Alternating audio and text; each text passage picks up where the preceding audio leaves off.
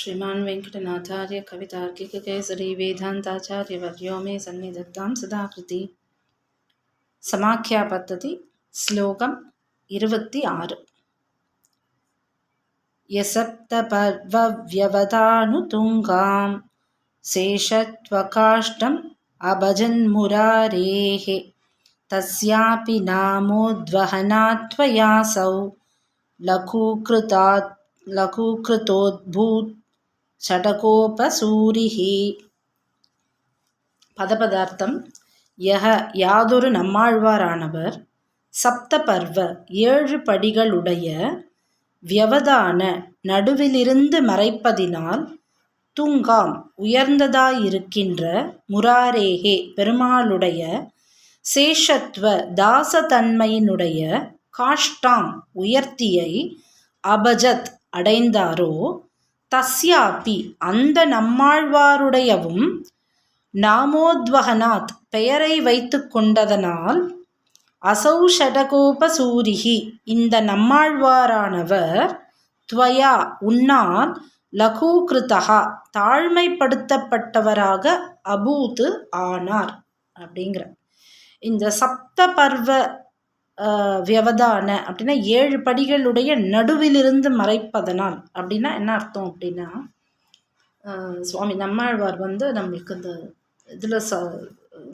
சொல்லும்போது அடியார் தம் அடியார் தமக்கடியார் தம் அடியார் அடியோங்களே அப்படின்னு ஒரு 7 அடியார் சாய்ச்சிருப்பார். இதில் அடியார் தம் அடியார் தமக்கு அடியார் தம் அடியார் 7 அடியார் வரும். இதில் அதுக்கப்புறமா 7வது அடியாருக்கு அப்புறமா அடியோங்களே அப்படின்னு சாய்ச்சிருப்பார்.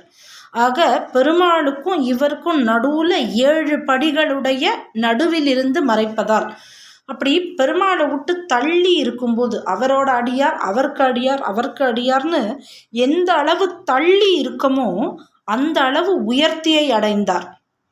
ஏன்னா அந்த தாசத்தன்மையை காமிக்கிறது அப்படின்னு அந்த சேஷத்துவத்தை காமிக்கிறது அப்படின்னும் போது இந்த வரிசையில் 7 அடியார்களுக்கு பின்பு 8வது அடியாராக தன்னை நம்மாழ்வார் சொல்லிக்கிறார். இதுக்கு பேர் சரமாவதி தாசியம் அப்படின்னு சொல்லுவாள். அதாவது என்னன்னா தான் ரொம்ப தாசானுதாசன் அப்படின்னு காமிச்சுக்கணும். அப்படிதான் இருந்தார் அவர், காமிச்சுக்கணும் இல்லை அப்படிதான் இருந்தார். அப்படி தாசானுதாசனாக இருக்கிறத அவர் எப்படி தெரியப்படுத்தினார்னா இந்த பாசுரத்தின் மூலமாக தெரியப்படுத்தினார். ஆக அவர் 7 அடியார்களுக்கு பின்பு 8வது அடியாராக இருக்காருன்னு சொன்னார். ஆனால் பாதுகையே நீ என்ன பண்ண அப்படின்னா தசியாப்பி அந்த நம்மாழ்வாருடைய நாமோத்வகனாத் பேரை வச்சுன்ட்ட, அவரோட பேரை நீ எடுத்து வச்சுன்ட்ட. அசௌ ஷடகோபசூரிகி அதனால் என்னாச்சு அந்த நம்மாழ்வாரானவர் துவயா உன்னா லகூகிருத்தகா தாழ்மைப்படுத்தப்பட்டவராக ஆனார். அப்படின்னா என்னன்னா நான் அவரோட பேரை வச்சுன்றதுனால நான் அவருக்கும் தாசன்னு நீ சொல்லிட்ட.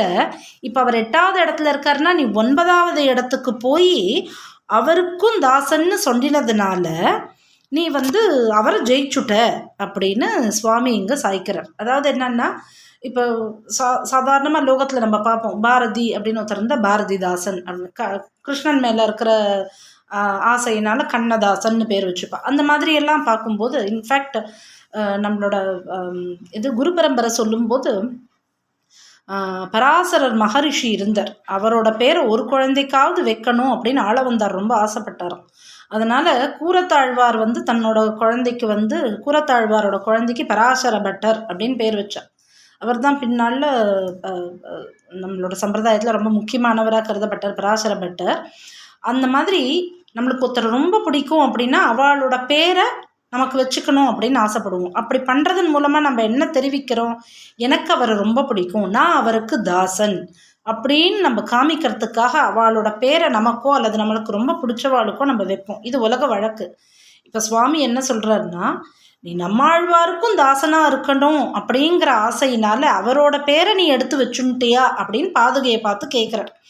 ஆக இந்த அதாவது என்ன அப்படின்னா யாரோட பேரை நம்ம எடுத்து வச்சுக்கிறோமோ அவருக்கு நம்ம தாசன் அப்படின்னு காமிக்கிறோம். இது முகுந்த மாலையில் ஒரு ஸ்லோகத்தில் குலசேகர ஆழ்வார் கூட சாய்ப்பார். இதே மாதிரி ஒரு இந்த அடியார் தம் அடியார் மாதிரி முகுந்த மாலையிலையும் ஒரு ஸ்லோகம் வரும். ஆக இது என்ன அப்படின்னா இந்த அவரோட பேரை நீ வச்சுண்டு அவருக்கு நீ தாசன்னு காமிச்சுட்ட. ஆக இப்போ என்னன்னா ஒரு ஒரு தாசனோட எல்லை நிலம் என்ன அப்படின்னா, அதாவது அதோட மேக்சிமம் லெவல் என்ன அப்படின்னா அது சேஷத்துவ காஷ்டைன்னு சொல்லுவாள். ஆக அவர் அவரோட பேரை நீ வச்சுண்டு நீ அவருக்கும் தாசன்னு காமிச்சுட்டே அப்படின்னு பாதுகையை பார்த்து சுவாமி சாய்க்கிறார் இந்த ஸ்லோகத்தில். கவிதார்க்கிய சிம்மாய கல்யாண குணசாலினி ஸ்ரீமதே வெங்கடேசாய வேதாந்த குருவே நமः.